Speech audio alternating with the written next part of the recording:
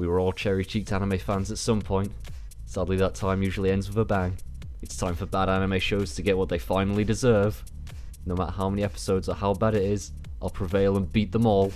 It's time for Undroppable. So, to keep up with the new season, I got around to watching Brynhildr in the Darkness, adapted from the manga by Studio Arms. The manga started publication back in January 2012 and is still ongoing today. The first few episodes had me by the balls wanting to know more, and after hearing the manga is still going, of course I hunted it down. I mean, the show had captivated me so far, of course the manga will let me know more, but oh my god, I was not ready for what was about to happen to me.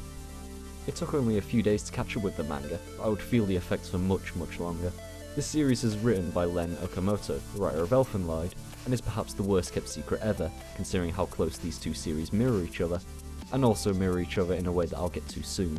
But first, I need to say that I'll be going into a lot of spoilers about both the manga and the anime, so if you don't want to have it ruined for you, then now's your chance to leave.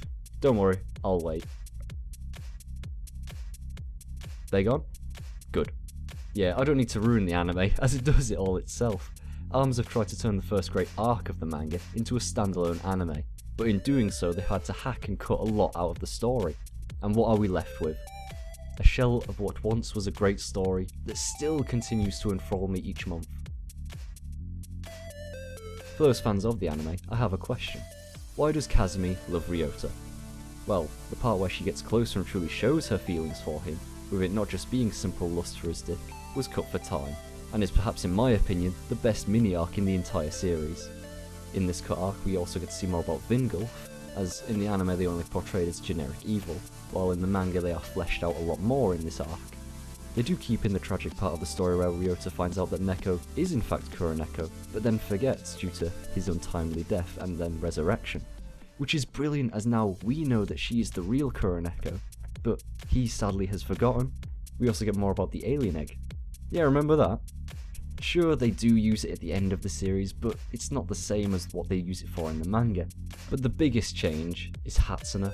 They changed her entirely from what she was, as she was, like the rest, a runaway living a normal life and then gets hunted down by Valkyrie for pills. She then joins our main guys to try and get their pills, but then starts to believe in what they are trying to do. We also learn her power is always on, so she has no sense of danger about injuries or death. Nanami is reduced to nothing more than a signpost towards the end, getting our hero to where he needs to be in the anime.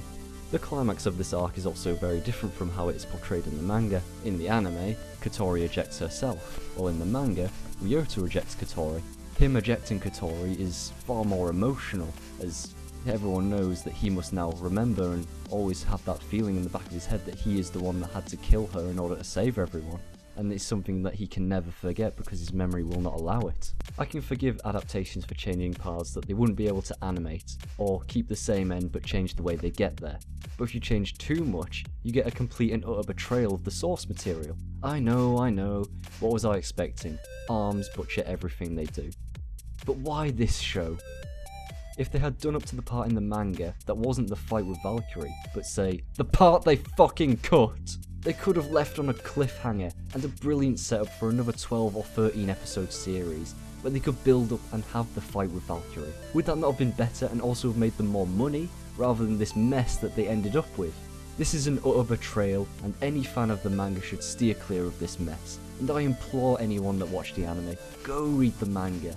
This anime does not hold a candle to the manga, which is actually really depressing for me, as I did start off liking this anime, but going and reading the manga showed me how wrong I was, and how wrong I was to have ever liked this anime.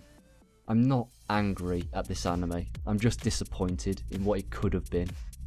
So this has been Undroppable John, and I'll see you in the next Undroppable.